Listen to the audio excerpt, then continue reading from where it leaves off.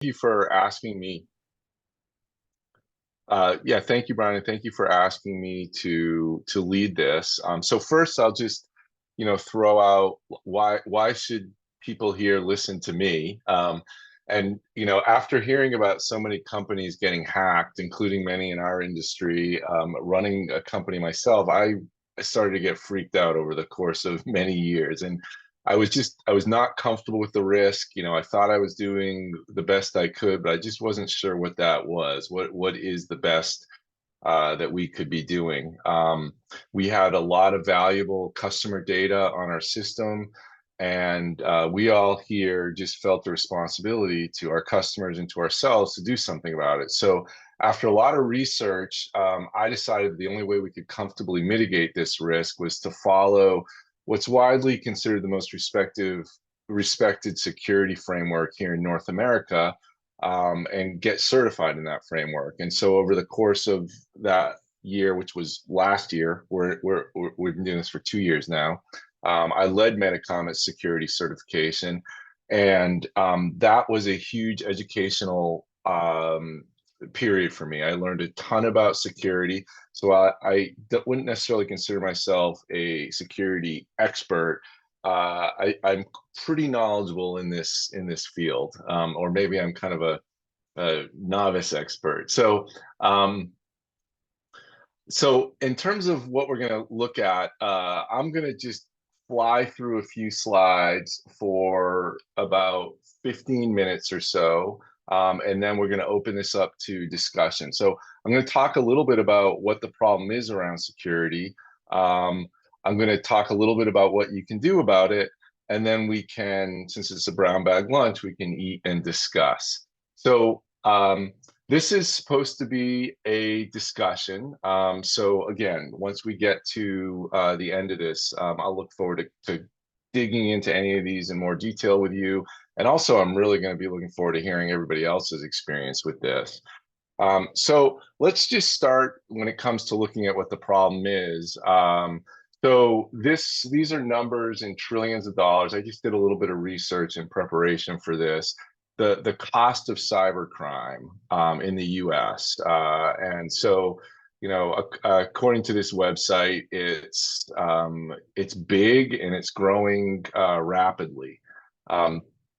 I also went to another source I trust, which are the Cisco 2023 Cybersecurity Report. They come out with a cybersecurity report every year based on what they're seeing through their equipment. And some really interesting stats. 86% of organizations had at least one user try to connect to a phishing site. I know it's happened to us, actually, and because we have a security protocols in place, as soon as it happened to us, we had an immediate response. But that's alarming, because these phishing these phishing emails and phishing sites are a huge, probably the biggest source of cybersecurity issues. 50%, according to Cisco, 50% of organizations encountered ransomware activity. That seems really high to me, but this is what they have. And Cisco is a extremely respected company, and this is what they had in their report. 50%, that's just enormous. And for those of you who may not be aware of what ransomware is, this is when evildoers encrypt all your data in your organization, so you cannot access it until you pay them a ransom. And then another interesting statistic I pulled from that report is 48% found information stealing malware on their systems. So they hadn't been aware of this, and at some point figured out. 48% of companies. So all these issues, really, to me, before this, and even now with my experience in security, but I always felt overwhelmed. And ultimately, the problem is that it's just crime. It's just another form of crime. It costs you money. I think back, I grew up in this rough neighborhood in Massachusetts, and our house used to get broken into probably 5 times during my childhood. And I think about, that as a crime. And I look, it was costly. Um, it caused damage, and in the in a business sense, that's both operational damage and reputational damage. It also resulted in theft. The theft, and in the case of cybercrime, it's the theft of valuable information. So your intellectual property. It could also be, your customer or your author's data, your revenue information. Um, so so again, it is just crime, but it is still overwhelming. And to make it feel even more overwhelming, here's just a word cloud that I actually put this together with Ken Brooks a while back, um, of just all the different types of things that can happen. And there's some new ones actually on here that aren't on here. One, and going through this Cisco report, I didn't realize how big a deal this was, but one that's really growing quickly is this thing called crypto jacking, where bad actors are taking over your individual computers or your network computers for the purpose of crypto mining. And again, I wasn't very familiar with this, but it's apparently growing. But you guys have heard a lot of these Trojan horses, phishing, worms, spoofing. So it's there's a lot of bad stuff out there. I've told this story. Some of you might have heard this. How I personally got hacked not too long. Well, this was actually a few years ago. I think it was in 2019. Um, I was visiting a bunch of customers in Europe with our COO Khalid, who many of you may know. And we were taking a train from Amsterdam to Eindhoven in the Netherlands, which we have a very large customer in Eindhoven. And on the train ride, we both thought we'd get some work done. It was a couple-hour train ride, and they had free Wi-Fi on there. So we both connect to the Wi-Fi, and great, we're getting work done. A few months later, our email system, I started getting emails from our controller saying, "Could you please approve this wire transfer for $50,000?" And I would write back, "I don't know what this is." And she would write back, "Oh, this is for so and so and so and so." And it made it sound totally legit. And what happened was these hackers had intercepted on that open Wi-Fi, because it wasn't a secure Wi-Fi. They'd intercepted our credentials to get onto our email system. They hacked into our email system. They set it up so any email I sent to our controller was did not go to her. It went to them instead, and they would let most of them go through. But then they would reply to these related to this wire transfer, and they would reply on her behalf. So she never got these emails, but using her legit email address, because they hacked into our system, they were telling us to send them, this $50,000 from our controller. Fortunately, we didn't end up doing it. We had fortunately our bank had some controls in place, but it was pretty. I was shocked and disturbed at how close we were to having a major issue. So with everything that's overwhelming, whenever you have something this complex, it can help to compartmentalize it into a few different buckets, so to speak. And so the certification that we have, and that's kind of the most widely accepted one here in North America, is called SOC 2 Type 2. So there's SOC 2 Type 1, which is basically saying I intend to be secure, and here's what I'm going to do about it. SOC 2 Type 2 is saying I am secure, and we have outside auditors who are actually checking us. We're actually at the end of our audit period right now. They monitor us for a period of several months to make sure we're following all of these security protocols that we agreed to. So that's what the Type 2 is. So you can basically put everything into a few different types of buckets. So there's information security. So this is making sure your data is secure. There's access control, which is making sure that only the people who legitimately need access to a system have access to a system. There's the physical security. So, even though we have a pretty small office, we actually, in order to, when you come into Metacomet, you have to sign a sign-in form. So we know everybody that's here. We have to have locks in certain key places.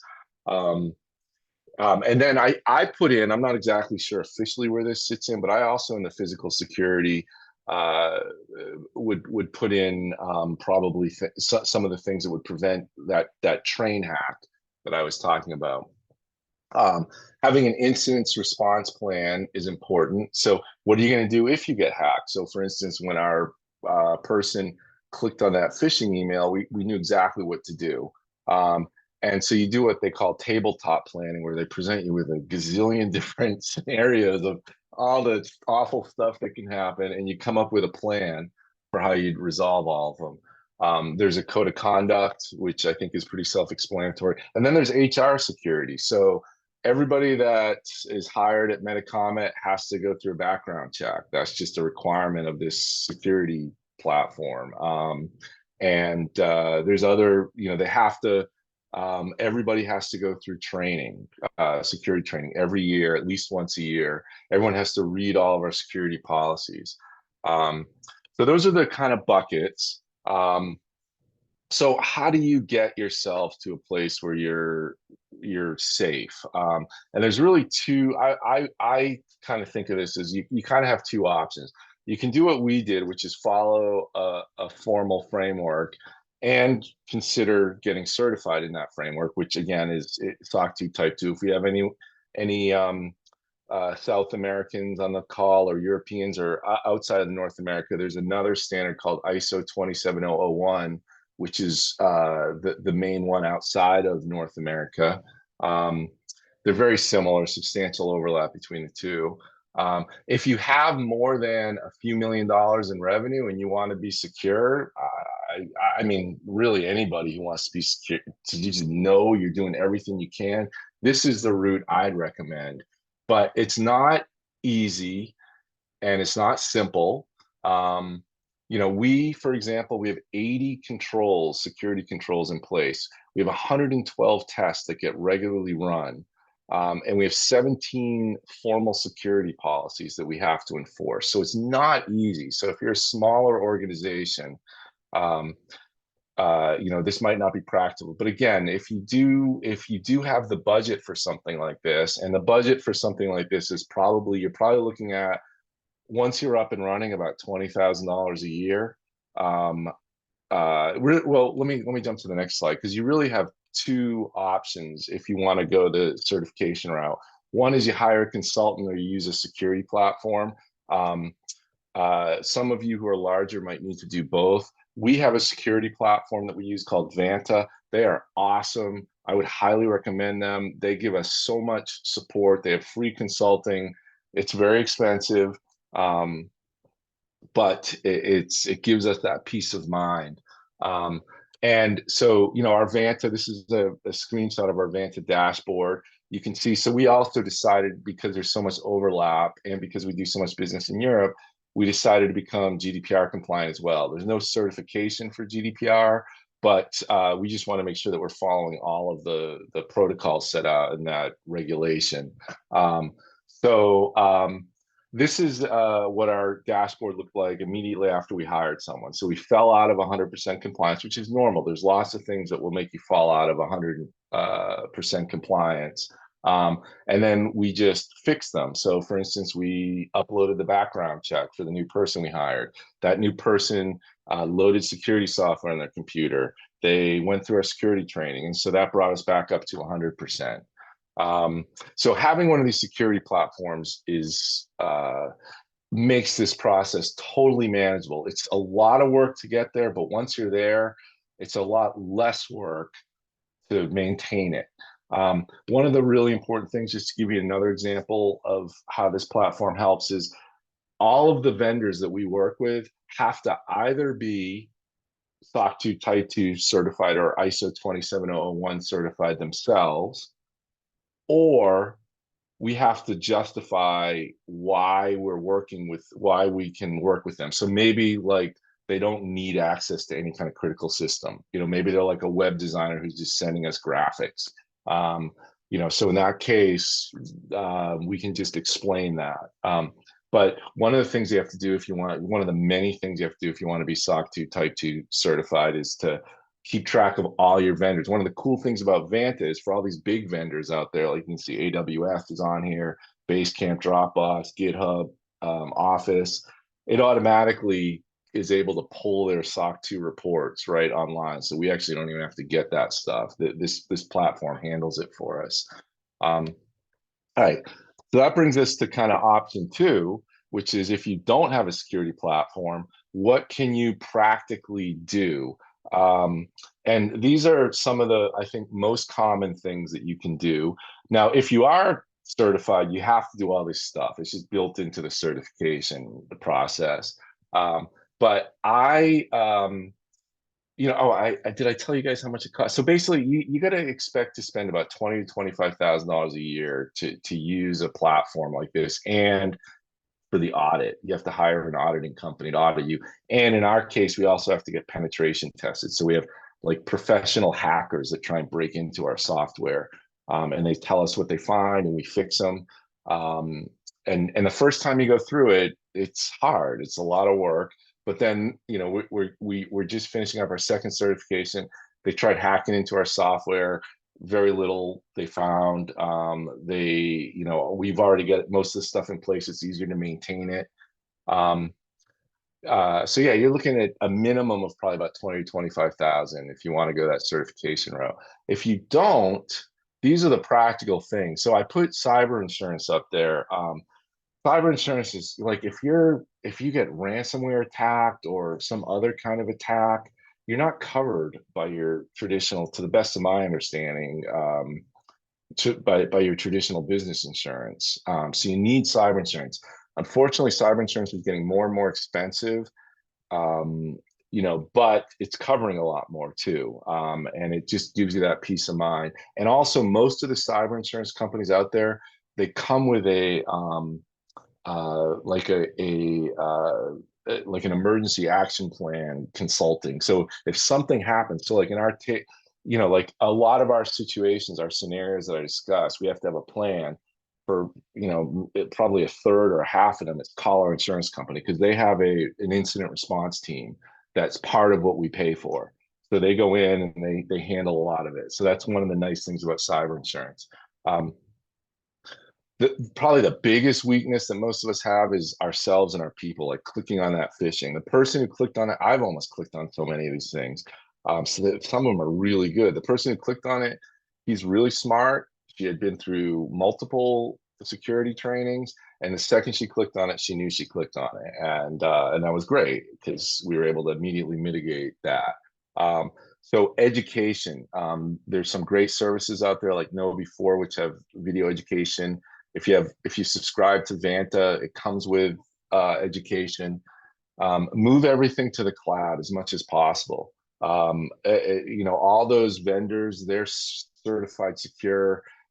So you're just saving yourself a lot of grief if you have internal servers. There's a lot of other reasons to move to the cloud as well.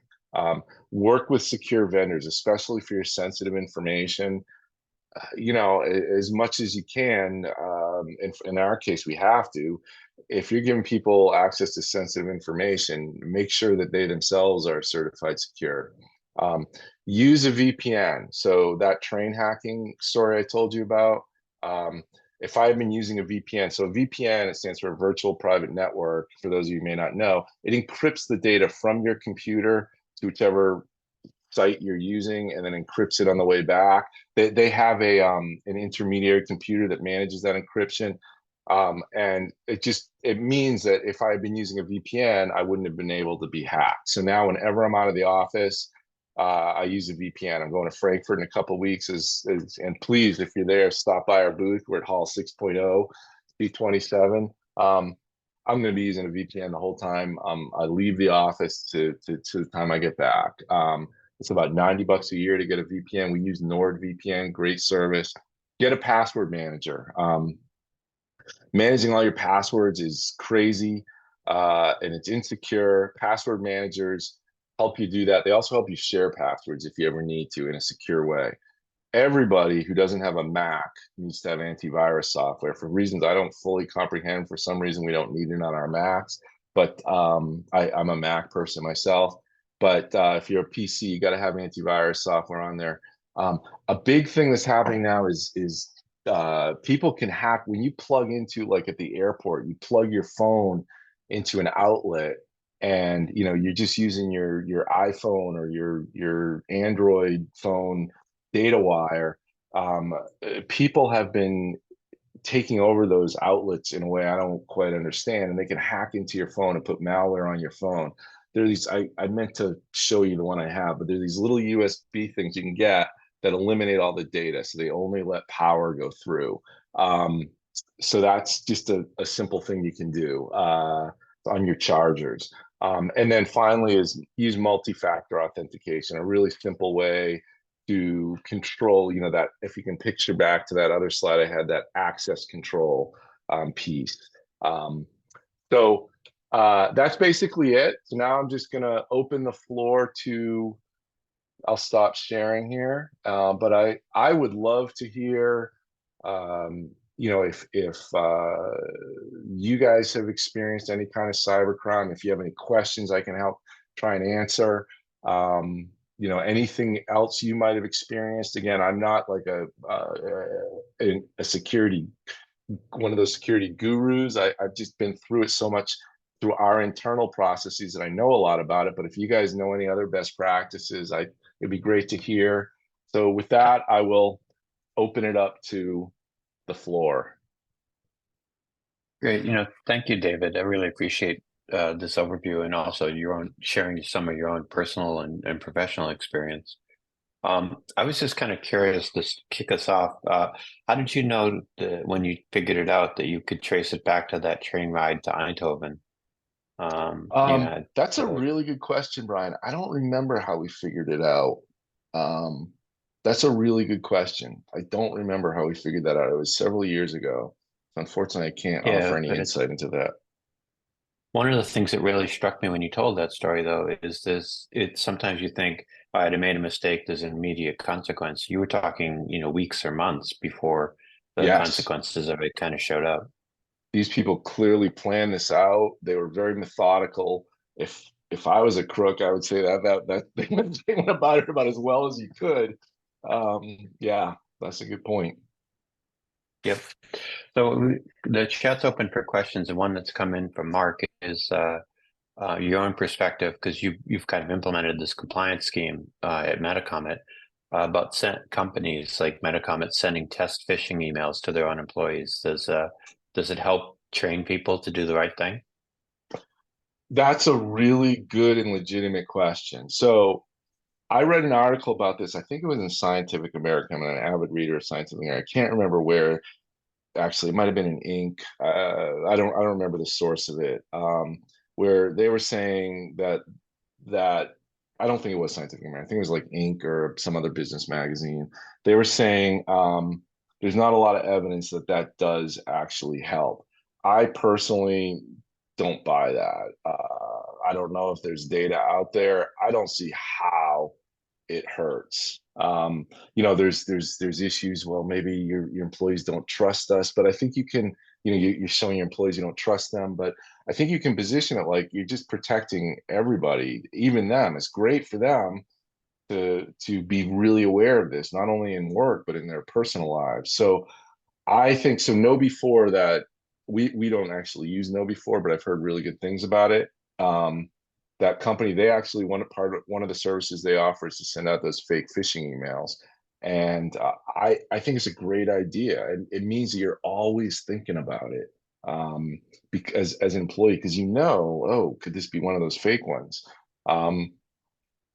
Some people say they can always tell what the fake ones are. I personally don't know, but I just think I don't see how that can be a bad idea. Can you talk a little bit about the process that led you to undertake your SOC 2 review? We did a webinar with you last year where you kind of walked through it, but at a high level, it's not a trivial undertaking. So kind of what got you to think, yeah, we really have to commit? Well, one was ignorance. I had no idea how much effort it was going to take. It's salespeople. So that those Vanta security people, Vanta is a fantastic platform. But when they were trying to sell it to us, because I started investigating all these different platforms out there, the salespeople were like, "Oh yeah, 20 hours of effort." So it's like, "Oh, it's not too bad. We'll spread that over 6 months. No big deal." That was just not the case. It was way, way, way more than 20 hours of effort. So my ignorance was part of why I went ahead with it. But what prompted me to search that is every time I read about, one of those cases, there was the McMillan one, there's so many of these. I don't mean to point any, uh, you know, Ken and I in our presentation that we've done have a list of a bunch of publishing organizations that have been hacked. Um, and every time I saw one of those, it would freak me out because we have really sensitive customer data on our system. And we have, if you're a customer of ours, we have all your revenue information, we have all your contracts, we have all your authors information. And it just freaked me out that we could lose that for our customers and the trust and the reputation that it would cause. So every time I read an article about something like this, especially in our industry, it freaked me out. And finally, at my freak out level reached the point where I was like, we got to do something about it. That's when I started investigating the options. We had tried going the consultant route years ago for GDPR because we wanted to get GDPR compliant. And I got to admit, it's really hard to do. I'm going to say, you really need one of these automated platforms. So I started researching those platforms. I was undersold or oversold into how much effort it would take. Um, and that's how we ended up here. One of the Bill was asking a question that's actually related to your adoption of Vanta. He's wondering if Vanta has agents that monitor changes, like an update to Active Directory, or is it self-reporting? I think the answer is the former, is it not? Um, so Vanta has this monitoring agent that all of our employees are required, and all of our full-time consultants are required to put on their computer. It monitors a bunch of stuff on your computer. And if you're ever out of compliance, as the acting chief security officer right now of Metacomet, I get an email from Vanta that says so and so's out of compliance. And our score goes down that 100%. So it does monitor a lot of stuff automatically. I can't speak to Active Directory specifically. I just don't know the answer to that. But it makes sure that your hard drive is encrypted. It makes sure that you have antivirus installed if you're not using a Mac. It ensures that your screensaver, is set to turn on with password reentry required after 10 minutes of downtime. So if you leave your computer open in a public place or something. So it does a bunch of those checks and it sends it to your Vanta dashboard, and you get, as the chief security officer, whoever you put in charge, you can put as many people to get those emails. They're automatically notified when there's an issue. And how do and maybe this is a follow-up to it. How does um, Vanta know that I've joined Metacomet? I mean, do you have to tell Ah, them, or is there... yeah, that's so Vanta's hooked into our Vanta. This is part of why Vanta is really cool. So Vanta hooks into most of the popular HR systems. We use an HR system called Gusto. So anytime we add someone to Gusto, Vanta knows our score immediately drops because they haven't been through security training, they haven't confirmed they read our policies, we haven't uploaded their background check yet. So as soon as someone's added to Gusto, Vanta knows, and it tells us we got to get these people up and running? That's a really good question. Yeah, so in this instance, Gusto is kind of your Active Directory for HR. Oh yeah, that's a good Um, point. Yeah, yeah. yeah. It's a contribution that somebody who's currently a company that's currently using a product called Know Before, which I think you recommended as a kind of a light implementation, and just says that it has weekly checks.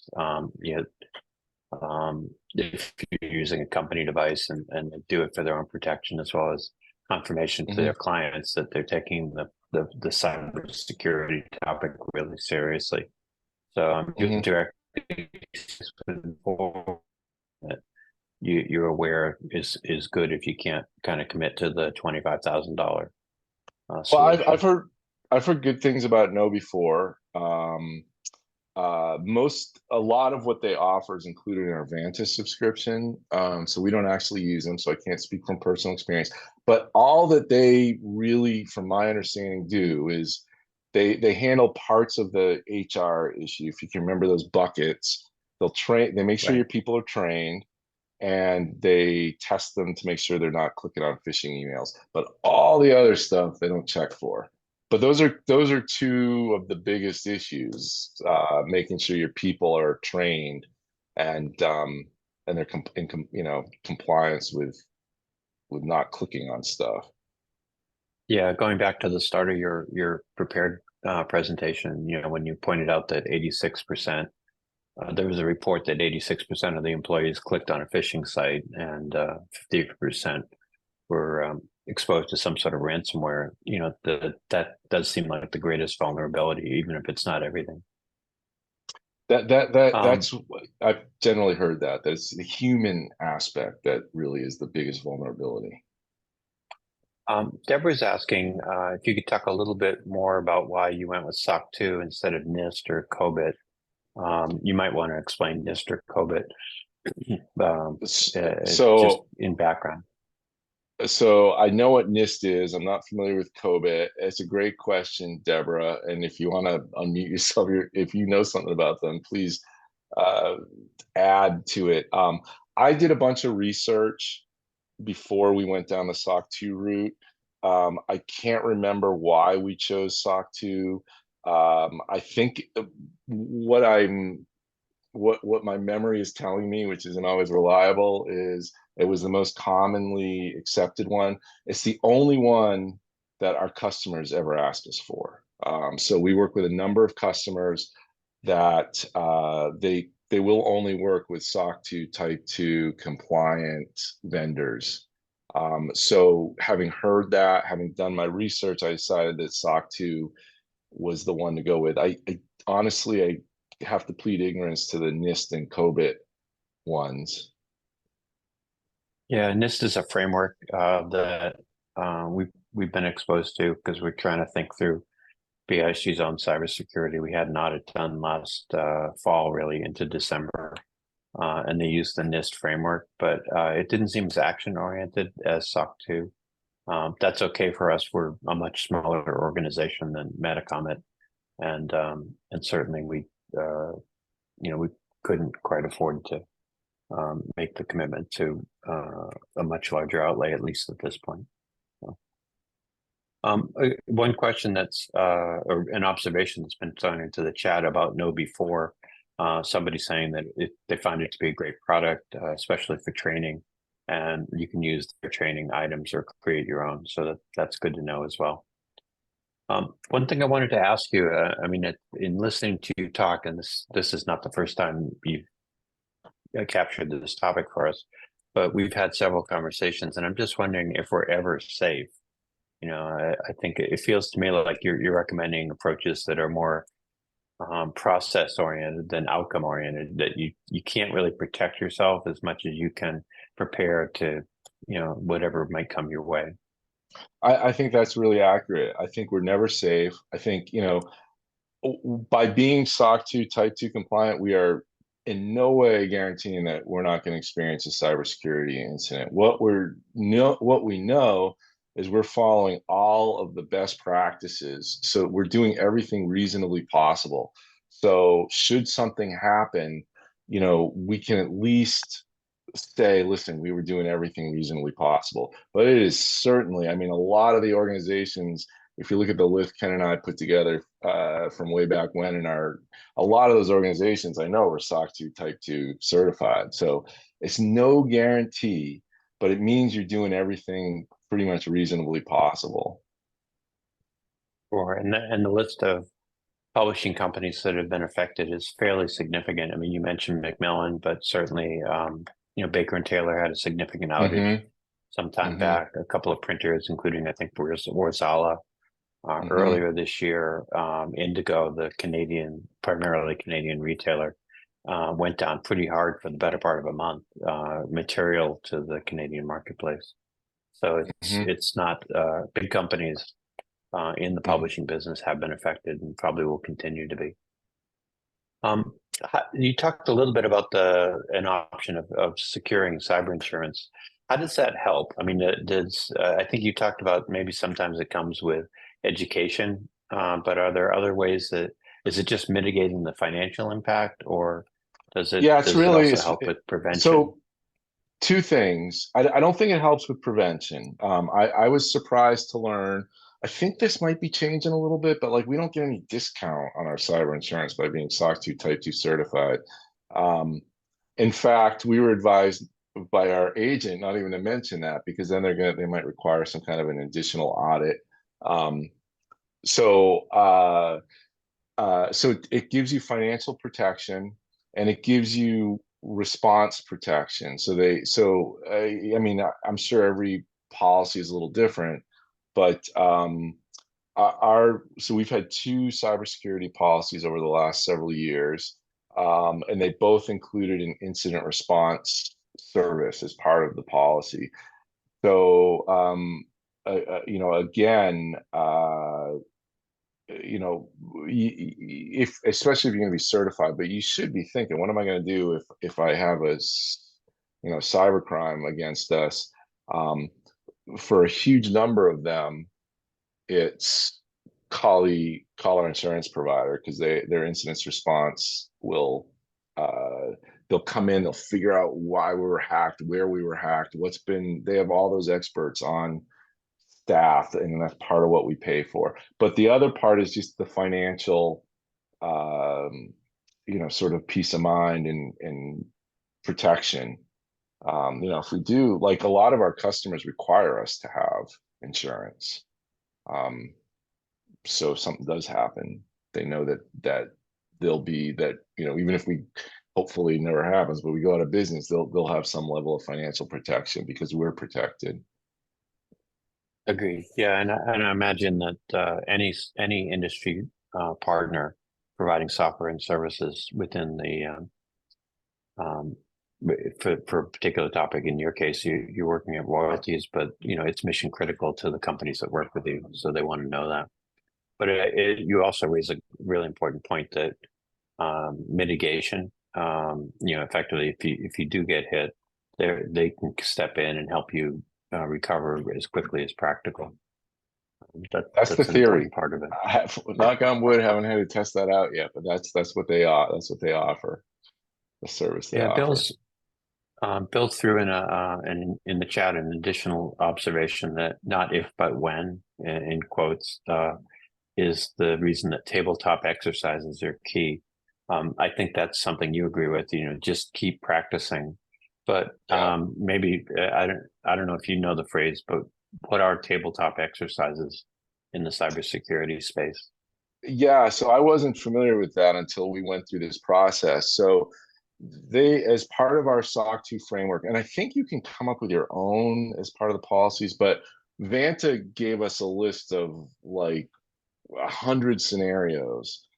And we sat around for like a day. Our COO, our chief security officer at the time, our lead developer, and we went through each one of those scenarios. What are we going to do? And it's not just cyber security. So that's what a tabletop exercise is. That's my understanding of tabletop exercises.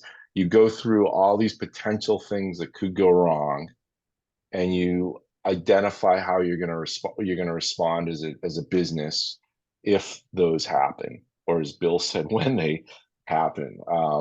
Because and it's not only cyber security that you do that for, although that is a huge part of it.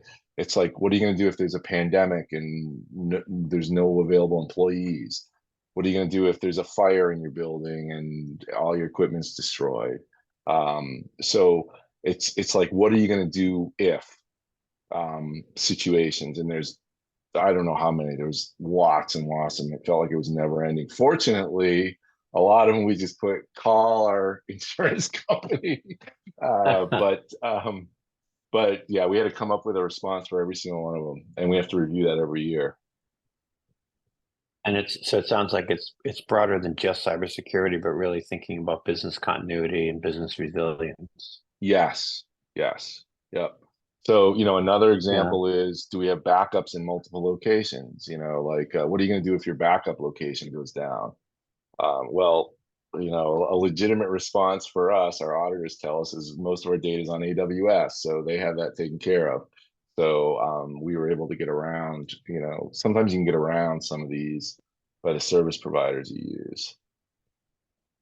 You talked in your kind of maybe not quite short, but your list of recommendations for folks who aren't going to necessarily go down the SOC 2 route.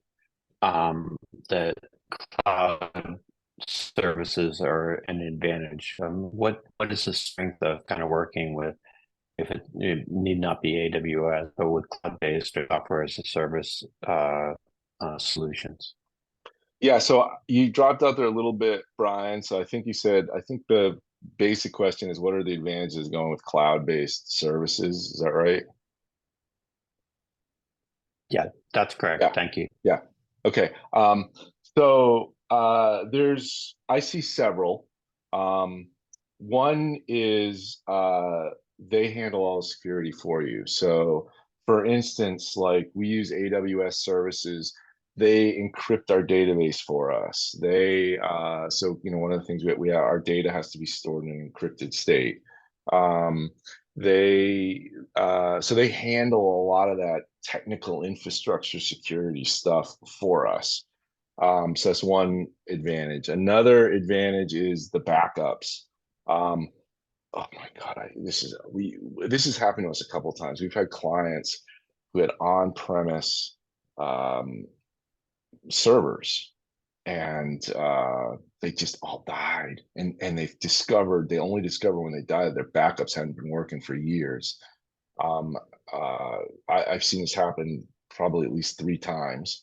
Um, and these backup like AWS. I mean, if AWS can't get it right, what am I supposed to do? Like nobody can get it right, I think. So you rely on them for the backup piece. And also restore, every once in a while. Another advantage to cloud based stuff is they can restore your stuff. Like one cool thing about Dropbox, for instance, we recently stopped using Dropbox, but not for any technical or bad service reasons, but um, if you subscribe to Microsoft Office 365, you get OneDrive for free. So why pay for another service? Um, but but Dropbox, on multiple occasions, we've reverted to former saves. Another nice thing about these services, and again, they kind of claim this. I don't have experience to say 100% accuracy that it actually works, but if you do get a ransomware attack, you can revert to an old save, an old restore. Um, Let me think if there's other advantages. Uptime. Our uptime is over 99.9% because AWS is responsible for most of that. Um, yeah, those are the biggest ones that come to the top of my head, in terms of the advantages of cloud. And how complicated is it to implement VPN? Oh, it's so Particularly easy. across an enterprise. Well, okay, so there's different ways of doing it. For us, so now we are totally cloud-based. Like everyone has their own laptops, but we have no servers. We got rid of every server. Nothing is stored in-house. It's all on Microsoft OneDrive now. You might have a backup on your computer, so we don't have to worry about the server and network side of VPNs. So all you do in our situation is you just we everybody here uses this service called NordVPN. There's other ones out there. I did a lot of research on this. That seems to be the general consensus is one of the most reliable ones. I know there's other good ones too, but we use NordVPN.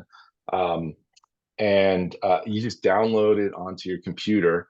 And whenever you're outside your office, you just turn it on, and it picks the closest, and it's international. So, like I'll be in Frankfurt, it'll choose one from probably like Berlin. It chooses a local server, and it just encrypts the data between your computer and that server. Um, and it just does it automatically. You just turn it on. Um, every once in a while, there's a hiccup with the VPN, but it's really easy to use, and if there's a hiccup, and you can just like every once in a while I got to reboot, but it's pretty seamless. And you talked about password managers, so that's kind of built in, I think, to most operating systems now. Are those adequate, or are you thinking that a third party software should be added to better manage your password? So this is one area where there's been a lot of changes in the last couple of years, and so I'm not. I have to plead a little bit of ignorance. I'm not up to date, but there's some new kind of technologies coming out, and there's also like single sign-on. So, like for instance, if you have a Microsoft Office 365 account or a Google account or an Apple account, a lot of services allow you to just use that as your single sign-on for all these other services, which sort of negates the need for the password manager. I got to be honest, that kind of makes me nervous, because what if my Microsoft account is hacked and all my accounts are hacked? So, I don't know. I haven't read anything about that, but that's something about that makes me, maybe someone knows more about that than I do on this call. Um, but I have fallen in love with a password manager. I never used one until we had to because of our security policies. Um, they're a little bit of a pain in the neck to get started with, because you got to get all your passwords onto them. But now, like, all my passwords are on these things. I never write down a password. They're all super, like, complex and meet all the password standards. And in the rare situation where you need to share a password, like for instance, what's a legit use? We have one of our software developers uses a different IDE, which is the software development platform, than all the rest. We had to renew our license for that IDE. I just said, here, do it yourself. And I was able to, with 1Pass, we use a tool called 1Password. They all, I think, do this, though. I was able to securely send him my credentials, so he could log into this platform and renew the subscription. And it kept it secure on my side, kept it secure on his side. Yeah, and you can use more sophisticated passwords and different passwords. It's like, if you have 1Password, well, not the tool, but if you only use 1Password and you're hacked, then a lot of these criminals, they have these systems that they can just go out and, like, every popular service in the world, they'll just try your credentials on those systems and see what they can get into with it. So with 1Password, you have a different password for everything. So that takes away that threat. You don't have to remember any of them. They're all, like, really crazy passwords. So impossible to guess. And like, it's on my phone. I have it on my phone. I have it, if I'm at home working from a different computer, I can log into my 1Password account and I can get into anything. So you have to remember 1Password. You have to remember your main password. Um, uh, but I find it, once, now that it takes a little while. You got to give yourself 2 or 3 weeks to get through the pain in the neckness of having to get all your passwords on this system. But then it's great. Great, thank you for that. I mean, the point that you made too about I know it's not your core uh, concern, but the data blockers on chargers, or at least using an actual plug rather than plugging your USB, whatever type of USB you might have, into an unknown outlet, is an important reminder, kind of like not taking a USB that somebody gave you and plugging it into your computer. So, Yeah, right. I'm just seeing if I absolutely. I'm gonna show you guys. I have them in my travel bag here. Just gonna see if I can find one to pull out. I don't, but it's just a USB. It just looks like a USB adapter, and Right. it just blocks. It only allows power to go through. Doesn't allow any data to go through. So theoretically, your devices can't get hacked. And I wanted to, you touched upon it just toward the end of your kind of list of ways to protect yourself without going all in on a service, and that was multi-factor authentication. Mm-hmm. I think it's a little bit underestimated. It certainly was brought to my attention late last year when we switched our systems. Some of the work that Jonathan Fiedler did on that, pointed out the importance of putting in two-factor authentication for access to a variety of our services. Do you want to talk a little bit more about that before I let you go? Sure. So it's a requirement for us through our SOC 2 compliance. So every system we use, if it has some people call it 2FA for two-factor or MFA for multi-factor, we have to use it if you're a Metacomet employee. What it means is that in addition to logging into a system, there has to be a second factor, a second way that they can authenticate that you are who you say you are.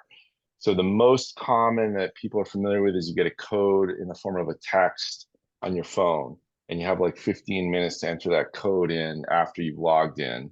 They say, we'll send you a text, here's the code. There's a lot of, there's also these authenticator apps that randomly generate, 6-digit authentication codes every, 30 seconds or so. And a lot of systems use that instead of or a combination, or either or, instead of the text. There are some security issues with the text technique. I can't quite remember what they are. I just remember reading about them. But from everything I hear, it's still pretty solid way of doing things. And it just means that if someone hacks your credentials, that's not enough. So in the case of our train hack in the Netherlands, that wouldn't have been enough if we had multi-factor authentication turned on. Because they would have also needed our cell phones, our physical cell phones, to have a secondary way of authenticating ourselves.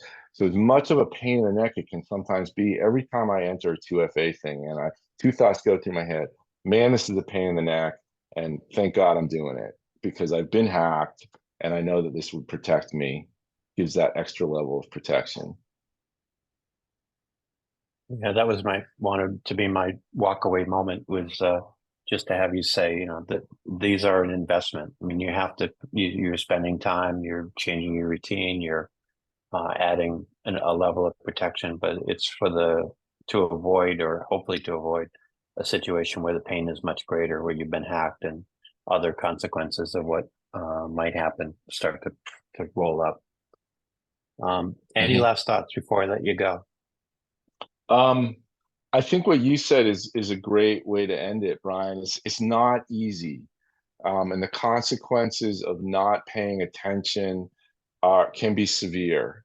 And so you can only do what you can do. So do your best, but at least make sure you're following those basics, like use a VPN, always have multi-factor authentication. And if you're a company with more than, I don't know, a certain level of revenue, go through the give yourself a year to do it, but get yourself certified secure. And once you're there, it's not that difficult to stay there, and you just have that peace of mind.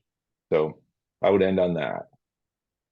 Great. Well, thank you and thank you again for both preparing materials and handling the questions that we've thrown your way today, but also for your longtime support of BISG, which is very much appreciated. Thanks again. We'll see you in a couple of weeks in Frankfurt. Yeah, thank you, Brian. Thank you, everyone, for joining us. Thank you. Take care. Thanks a lot.